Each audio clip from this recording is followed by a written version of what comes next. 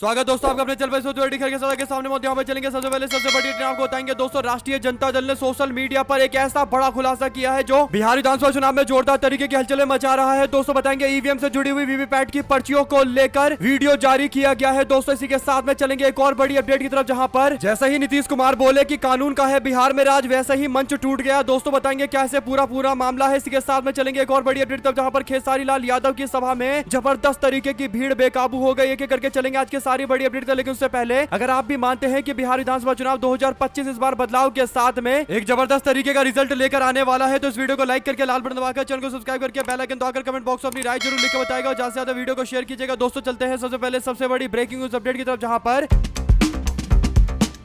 बिहार विधानसभा चुनाव 2025 को लेकर इस वक्त की सबसे बड़ी अपडेट सामने आ रही है। दोस्तों पहले चरण के चुनाव में 121 सीटों पर वोट डाले जाने के बाद अब दूसरे चरण के चुनाव में 122 सीटों पर वोट की तैयारी हो रही है। दोस्तों 11 तारीख को वोट डाले जाएंगे और कल अंतिम दिन है प्रचार का। ऐसे में एक ऐसी तस्वीर जारी की गई है दोस्तों, जिससे चुनाव की अखंडता को लेकर गंभीर सवाल खड़े हुए हैं। सोशल मीडिया पर राष्ट्रीय जनता दल की ओर से एक वीडियो शेयर किया गया है। दोस्तों इस वीडियो में राष्ट्रीय जनता दल ने लिखा है कि समस्तीपुर के सराय रंजन विधानसभा क्षेत्र के KSR कॉलेज के पास सड़क पर भारी मात्रा में ईवीएम से निकलने वाली वीवीपैट पर्चियां फेंकी मिली हुई है। कब, कैसे, क्यों, किसके इशारे पर इन पर्चियों को फेंका गया है, इसका जवाब चुनाव आयोग को देना है। फिर राष्ट्रीय जनता दल ने आगे कहा कि क्या चोर आयोग इसका जवाब देगा? क्या यह सब बाहर से आकर बिहार में डेरा डाले लोकतंत्र के डकैत के निर्देश के ऊपर वोट चोरी किया जा रहा है? कुल मिलाकर दोस्तों गंभीर सवाल राष्ट्रीय जनता दल और विपक्ष की ओर से उठाए जा रहे हैं। आपको बता दें कि इस तरीके से वीवीपैट की पर्चियां सड़कों पर फीकी मिलनी, वो भी उस राज्य के अंदर जिस राज्य में लगातार विधानसभा चुनाव को लेकर माहौल बना हुआ है, लोग वोट डाल रहे हैं और लोकतंत्र की प्रक्रिया पर भरोसा कर रहे हैं, और दूसरी ओर वीवीपैट की पर्चियां फेंकी मिल रही है। दोस्तों इससे गंभीर और क्या हो सकता है? अगर आप भी मानते हैं कि पूरे मामले पर चुनाव आयोग को एक एक सवालों का जवाब देना चाहिए, जवाबदेही तय होनी चाहिए, या फिर कोर्ट का दरवाजा खटखटाना चाहिए विपक्ष को, तो अपनी राय जरूर लिखकर बताएगा। दोस्तों कांग्रेस ने प्रतिक्रिया देते हुए कहा कि यह घटना चुनाव आयोग पर बड़े सवाल खड़े करता है। चुनाव आयोग को बताना चाहिए कि किसके कहने पर वीवीपैट की पर्चियां फेंकी जा रही है। दो शब्द जरूर लिखकर बताएगा। दोस्तों चलते हैं एक और बड़ी अपडेट की तरफ, जहां पर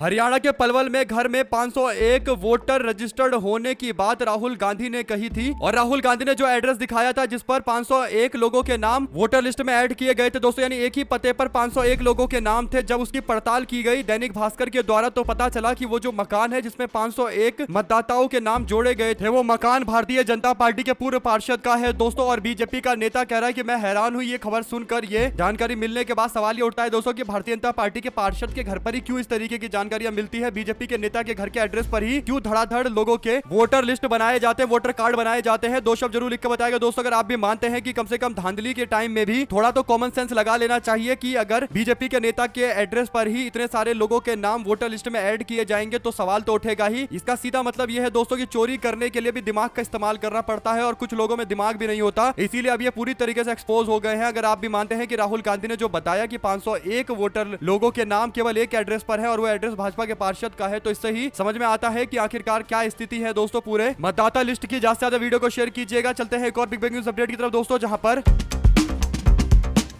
गया जी के बेलागंज से एक प्रचार करने के लिए पहुंचे मुख्यमंत्री नीतीश कुमार ने चुनावी रैली को संबोधित किया दोस्तों। लेकिन रैली को संबोधित करते वक्त वो जो बोल रहे थे वो काफी आश्चर्यजनक बातें बोल रहे थे। नीतीश कुमार कहते हैं कि बिहार के अंदर कानून का शासन है, बिहार में सुशासन चल रहा है। नीतीश कुमार जब ये दावा कर रहे थे दोस्तों, तभी मंच एकदम से नीचे की ओर गिरता है और नीतीश कुमार बाल बाल बचते हैं, और नीतीश कुमार को जैसे तैसे मंच से नीचे उतारा जाता है ताकि मंच का अतिरिक्त भाग नीचे ना गिर जाए। कुल मिलाकर दोस्तों माला पहनाते वक्त मंच नीचे गिर गया था। ऐसे में सवाल ये खड़ा होता है कि नीतीश कुमार जो मंच पर दावे कर रहे थे कि बहुत ज्यादा विकास हो रहा है बिहार में और सुशासन है, क्या ये सुनकर भगवान की ओर से संकेत दिया गया कि ऐसा कुछ नहीं है, झूठ बोल रहे हैं मुख्यमंत्री? अगर आप भी मानते हैं दोस्तों कि आज की स्थिति में बिहार में जंगल राज की पराकाष्ठा हो चुकी है और नीतीश कुमार इसकी जगह जंगल राज को सुशासन राज बता रहे हैं, तो इससे ज्यादा दुर्भाग्यपूर्ण क्या स्थिति होगी? ऐसे में अच्छी बात यह है कि नीतीश कुमार पूरी तरीके से स्वस्थ है दोस्तों, लेकिन घूम फिरकर नीतीश कुमार के दावे को लेकर सवाल तो उठते ही है। ज्यादा से ज्यादा वीडियो को शेयर कीजिएगा। चलते हैं एक और बड़ी अपडेट की तरफ दोस्तों, जिसमें बिहार के विधानसभा चुनाव के दूसरे चरण के प्रचार के लिए मोतिहारी के चिरैया विधानसभा क्षेत्र में भोजपुरी के film star superstar Khesari Lal Yadav पहुंचे। वो आरजेडी के प्रत्याशी लक्ष्मी नारायण यादव और मोतिहारी से देवा गुप्ता के समर्थन में रैली कर रहे थे दोस्तों। जैसे ही खेसारी लाल मंच पर पहुंचे, मैदान में भीड़ जो थी वो बेकाबू हो गई और समर्थकों ने बैरिकेडिंग तोड़ दिया। इसके बाद मंच की ओर दौड़ने लगे। हालात को काबू करने के लिए तैनात पुलिस कर्मियों को काफी ज्यादा मशक्कत का सामना करना पड़ा। लोगों से शांति बनाए रखने की अपील की गई। कुछ देर तक अफरा तफरी का माहौल रहा, जिसके बाद खेसारी लाल यादव ने लोगों से शांति बनाए रखने की अपील की और संबोधन करते हुए कहा कि राजनीति में कदम उन्होंने रखा है और कई सारे लोग उन पर हमला करने लगे हैं। यानी भोजपुरी के जो तथाकथित स्टार है दोस्तों, वे सारे लोग खेसारी लाल यादव के पीछे पड़ गए थे, क्योंकि भोजपुरी के तथाकथित सुपरस्टारों की तरह खेसारी लाल यादव भाजपा के चरणों में जाकर नहीं गिरे, बल्कि राष्ट्रीय जनता दल के साथ में मिलकर सामाजिक न्याय के लिए आगे बढ़े। इन्हीं बातों से लोग चिढ़े पड़े हैं और इसीलिए चाहे दिनेश लाल यादव निरहुआ हो या फिर मनोज तिवारी हो या फिर बीजेपी के नेता गोरखपुर के सांसद रवि किशन शुक्ला हो, सबके सब पीछे पड़ गए थे। दो शब्द जरूर लिखकर बताइएगा दोस्तों। चलते हैं एक और बड़ी अपडेट की तरफ, जिसमें बिहार विधानसभा चुनाव के दूसरे चरण में अपनी पार्टी जनशक्ति जनता दल के प्रचार के लिए तेज प्रताप यादव पहुंचे। दोस्तों शुक्रवार को वजीरगंज विधानसभा के सनौत पंचायत पहुंचे थे। यहां पर उन्होंने चिर परिचित तेवर में जनसभा को संबोधित करते हुए मंच पर आते ही उन्होंने अपने पिता के अंदाज में जमकर सरकार और अपने भाई तेजस्वी यादव को निशाने पर लिया दोस्तों। और इस दौरान उन्होंने पार्टी के कार्यकर्ता के समर्थन में लोगों से वोट की अपील की और गया में वजीरगंज विधानसभा में जनसभा को संबोधित करते हुए तेज प्रताप यादव ने आरजेडी समर्थक को देखते हुए भड़कते हुए मंच से हरा गमछा उतारने के लिए बोला दोस्तों। और इस दौरान तेज प्रताप यादव ने खुलासा किया कि उन्हें परिवार और पार्टी से बाहर कराने के लिए कई लोगों ने उनके खिलाफ षड्यंत्र रचा था। और आप लोग जानते हैं कि वो तेजस्वी यादव के करीबी संजय यादव को एक जयचंद के तौर पर देखते हैं और यही बड़ा कारण है कि तेज प्रताप यादव बार बार तेजस्वी यादव के सहयोगियों पर निशाना साधते हैं दोस्तों, और कई बार तेजस्वी यादव के खिलाफ बोलते हैं। यही बड़ा कारण है कि अब तेज प्रताप यादव की भी लोकप्रियता घटती जा रही है। और भुआ विधानसभा क्षेत्र जहां से वो चुनावी मैदान में उतरे हुए हैं, वहां पर भी स्थिति इनकी खराब है दोस्तों, हारने की सबसे ज्यादा संभावना है। ऐसे में अगर आप भी मानते हैं कि तेज प्रताप यादव अपने पैर पर खुद कुल्हाड़ी मार रहे हैं और इसी कारण कहीं ना कहीं उनकी राजनीति धीरे धीरे करके खत्म होती जा रही है, तो लिखकर जरूर बताएगा दोस्तों। इसके इतर अगर आप लोग कुछ और कहना चाहते हैं तब भी लिखकर जरूर बताएगा। चलते हैं एक और बड़ी अपडेट की तरफ, जहां पर